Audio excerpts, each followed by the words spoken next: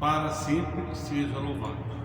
Olá, meus irmãos e minhas irmãs, sejam bem-vindos a mais este encontro da meditação da liturgia diária com os diáconos. Eu sou o Diácono Fernando e estamos no canal do YouTube da Paróquia Nossa Senhora de Lourdes de Vespasiano. Hoje, sexta-feira, 31 de julho de 2021. Estamos na 17ª semana do Tempo Comum, tempo em que nós ouvimos e meditamos sobre tudo o que Jesus falou e fez para a nossa salvação. Então, um tempo de graça. Que Deus então nos ilumine, que o Espírito Santo nos inspire, para que a gente possa fazer um encontro bem produtivo. Eu convido você agora a esquecer um pouco as coisas do mundo, a tomar consciência da importância desse momento, que é o momento de encontrar com Deus. Iniciemos este encontro de hoje, em nome do Pai, do Filho e do Espírito Santo. Amém. A graça de nosso Senhor Jesus Cristo, o amor do Pai e a comunhão do Espírito Santo estejam convosco. Bendito seja Deus que nos reuniu no amor de Cristo. Ouçamos o Evangelho de hoje. O Senhor esteja convosco, Ele está no meio de nós. Proclamação do Evangelho de Jesus Cristo segundo Mateus. Glória a vós, Senhor. Naquele tempo, dirigindo-se para a sua terra, Jesus ensinava na sinagoga, de modo que ficavam admirados. E diziam: de onde lhe vem essa sabedoria e esses milagres? Não é ele filho do carpinteiro? Sua mãe não se chama Maria, e seus irmãos não são Tiago, José, Simão e Judas? E suas irmãs não moram conosco? E então, de onde lhe vem tudo isso? E ficaram escandalizados por causa dele. Jesus, porém, disse: um profeta só não é estimado em sua própria pátria e em sua família. E Jesus não fez ali muitos milagres, porque eles não tinham fé. Palavra da salvação. Glória a vós, Senhor. De onde lhe vem toda essa sabedoria e esses milagres?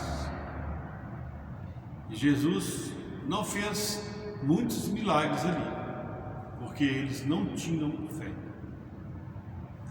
Meus irmãos e minhas irmãs, este Evangelho de hoje nos leva a refletir, nos propõe a refletir sobre fé e ciência.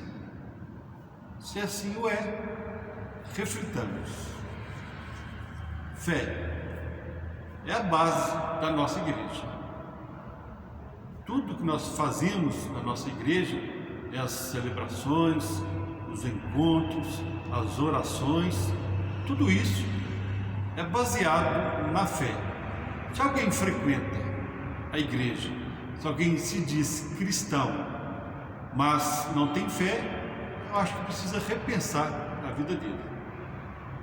Porque a nossa base é acreditar que nós cultuamos um Deus em que tudo pode, em que tudo faz, o grande Criador, que para Ele nada precisa ser provado, nada precisa ter uma lógica, porque Ele é o Senhor dos tempos, o Senhor de tudo. Essa é a nossa fé. Agora, para a gente saber se uma pessoa tem fé, o que nós fazemos? Nós normalmente perguntamos ou observamos a pessoa. E ela diz então, qual é a relação que ela tem com Deus, quais as graças que ela já recebeu, não é? E como é que é a vida dela, e a gente vai observando, vai ouvindo os testemunhos, e aí a gente vai conhecendo aquela pessoa e sabendo que aquela pessoa tem muita fé, ou tem pouca fé, ou como é aquela pessoa. Isso também vai nos formando.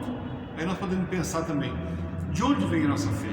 Ela vem pela tradição da igreja, vem pelos testemunhos que nós ouvimos, vem pela nossa vivência, pelas nossas dificuldades, quando nós então recorremos a Deus, né, aos santos, né, a Nossa Senhora aqui, Nossa Senhora de Lourdes, que pode interceder por nós, e nós alcançamos graças.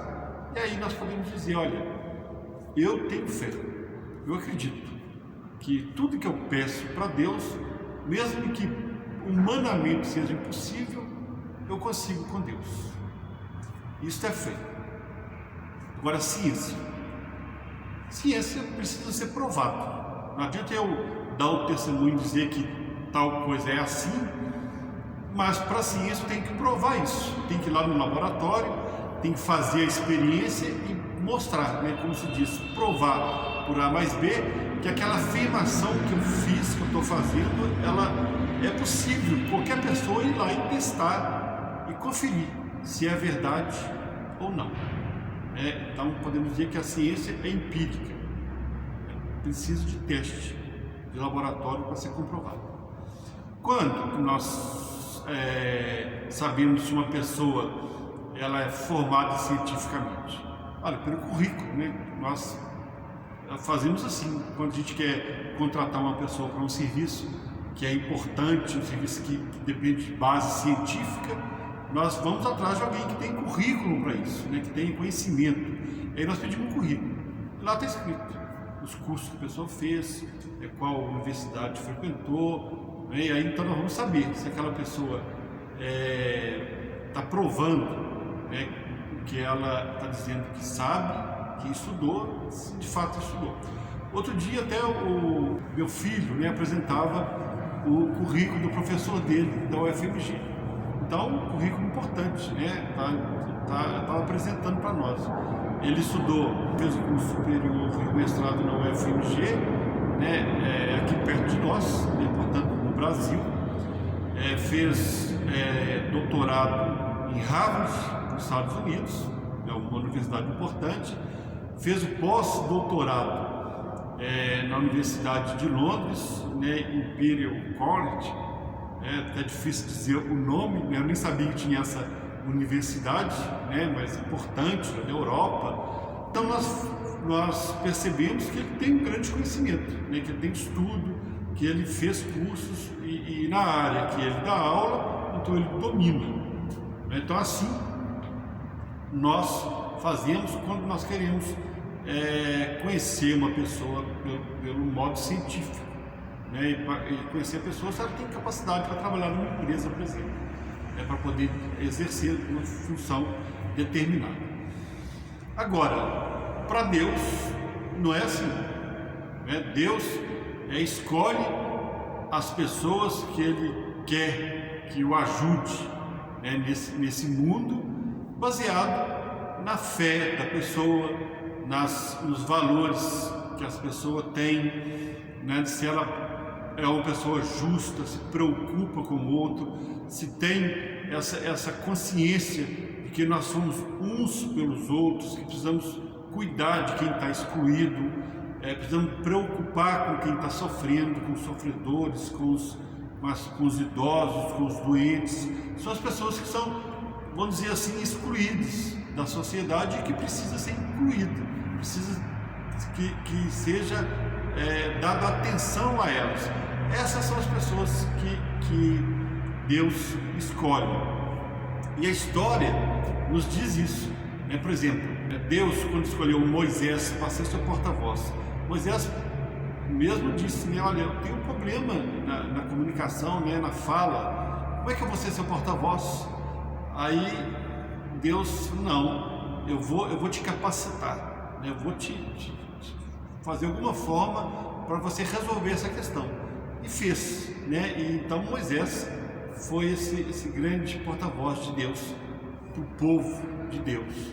Então, nós podemos dizer também, nós temos o caso de Jesus também, né? Depois, Jesus escolheu os seus 12 apóstolos, os homens escolhidos a dedos para caminhar com ele, para ver a intimidade dele, para participar da intimidade dele, de tudo que ele falava, os milagres que ele fazia.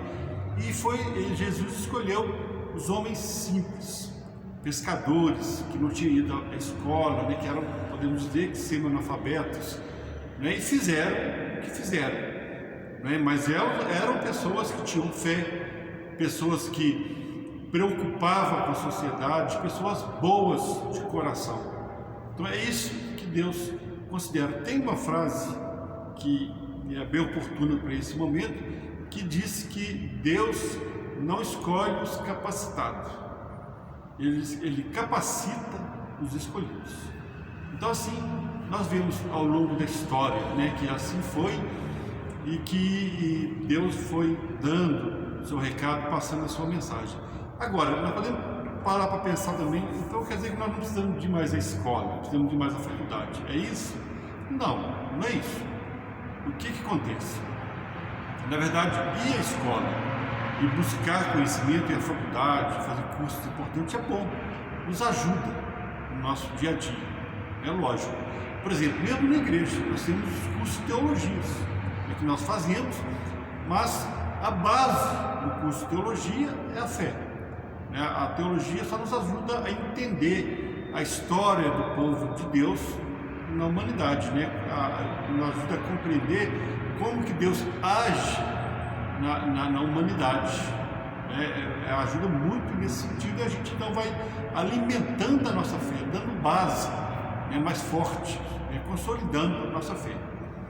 Então, agora, o que acontece? O que nós precisamos considerar e que não foi considerado nesse evangelho, em que há casos de pessoas e que têm conhecimento e não necessariamente passou pelas grandes universidades, pelas grandes escolas.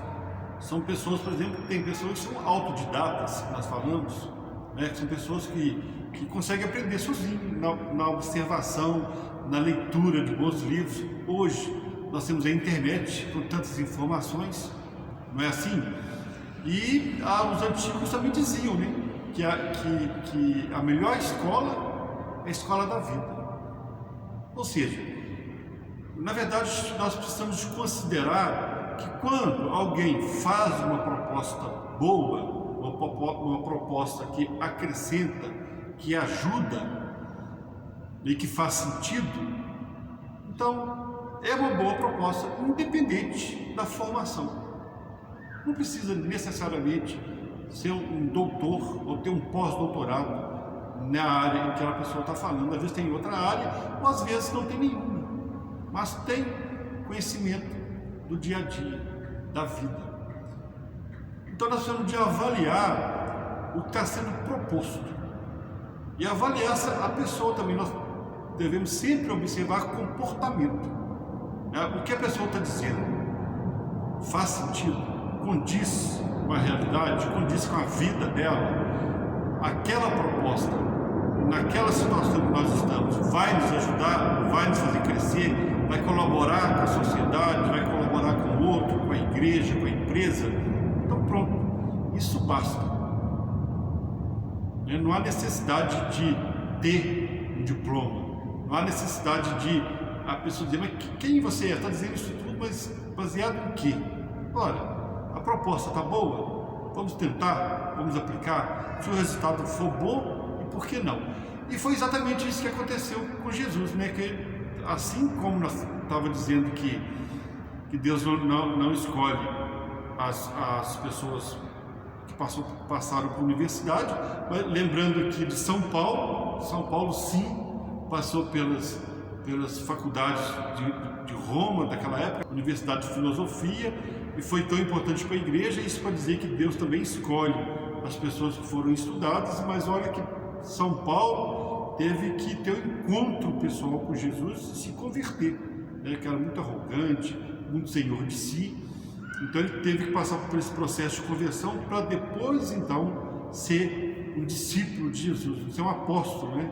de Jesus, porque São Paulo não estava entre os 12 escolhidos de Jesus, mas é considerado pela igreja um apóstolo, porque foi muito importante para a igreja, ajudou muito no início da nossa igreja, fundando as comunidades e tal.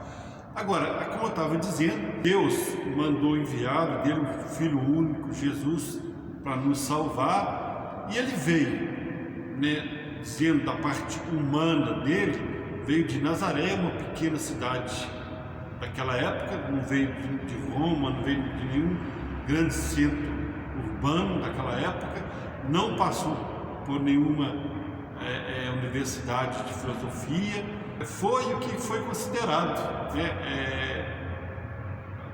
por aquele povo, o que deixou dúvidas. Agora, se eles tivessem considerado a proposta de Jesus, que era uma proposta em que ele tinha conhecimento, como outras pessoas também tinham naquela época, falando agora de Jesus humano, em que ele ia às sinagogas dizer que Deus veio para todos, que nós temos que aprender a perdoar, que nós temos que ajudar um ao outro, que nós precisamos ter fé, que a fé vence todas as dificuldades, que para Deus tudo é possível, que nós não precisamos de sofrer, nós precisamos de partilhar o que temos, de olhar um pelo outro. Isso tudo é uma proposta boa, que ajuda, que podia ter sido aceito, independente de onde Jesus tinha vindo. É pela proposta dele, que era boa. Então isso não foi considerado, e isso que nós precisamos considerar no nosso dia a dia. Nós não podemos podemos até dizer que é preconceito, dizer para a pessoa, mas você está dizendo isso, mas baseado em quê? Onde você estudou? Que curso você fez? Não tem necessariamente que ser assim, Então, nós precisamos de acolher as pessoas, ouvir sem preconceito e avaliar se a proposta foi interessante, isso que é importante. E isso que não aconteceu na época de Jesus. Jesus anunciava coisas boas, falava coisas boas propostas, tinha atitude condigente com o que ele falava, no entanto não foi compreendido, foi perseguido e foi morto. Então isso nós precisamos de pensar hoje e levar para o nosso dia a dia essa compreensão que nós precisamos de estudar sim, de ter conhecimento, mas que isso não é tudo. É o importante da vida, é o nosso dia a dia, são os nossos valores. Hoje, os valores cristãos, os valores que colaboram, que ajudam a sociedade no todo. Que no nosso dia a dia, então, nós façamos esse desafio de viver isso na nossa vida. Que assim seja. Amém. Bem, meus irmãos, rezemos agora por nossas intenções. Não sei o que você está passando agora, mas com certeza Deus sabe. Então, pela nossa fé, vamos pedir a Deus pelas nossas dificuldades. Sabemos das dificuldades que podemos ter em família, no trabalho, na sociedade. Vamos colocar agora, pedir a Deus que olhe para cada um de nós e atenda às nossas necessidades. Se alguém está aí com alguma dificuldade em família, que Deus te conforte, te dê a solução. Se alguém está com alguma doença, que Deus cure. Se alguém está precisando de um emprego, que Deus providencie. Se alguém está com qualquer dificuldade de relacionamento, está com depressão, está desanimado, nós pedimos agora, pela nossa fé, e pela intercessão de Nossa Senhora de Lourdes, que aqui está, para que possa providenciar o necessário para a gente sair dessas dificuldades. Vamos agradecer a Deus também. Nós pedimos tanto, agradecer pela nossa vida, pela nossa saúde, pela nossa paróquia, nosso trabalho, a nossa vida, tanta coisa temos para agradecer.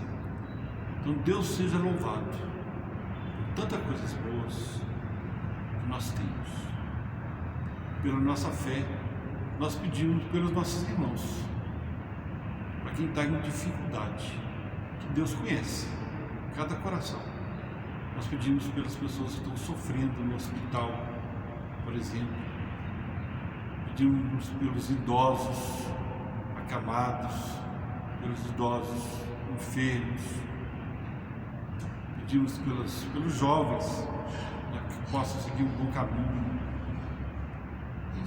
Pedimos para que Deus olhe por nós nessa nossa caminhada terrena. Que Ele, que conhece, sabe tudo o que precisamos. Então nós colocamos na mão de Deus a nossa vida, a nossa sociedade, a nossa igreja, e pedimos para que seja abençoado. Que assim seja. E vamos pedir agora a bênção de Deus. Pela nossa fé, nós cremos que se estamos abençoados por Deus, nós passamos por todas as dificuldades. Então vamos pedir essa graça dessa vez. O Senhor esteja convosco, Ele está no meio de nós. Pela intercessão de Nossa Senhora de Lourdes, a nossa padroeira, desça sobre cada um de nós e as nossas famílias a bênção de Deus, Pai, Filho e Espírito Santo, e permaneça para sempre. Amém. Meu irmão e minha irmã, fique com Deus. Tenha um santo fim de semana.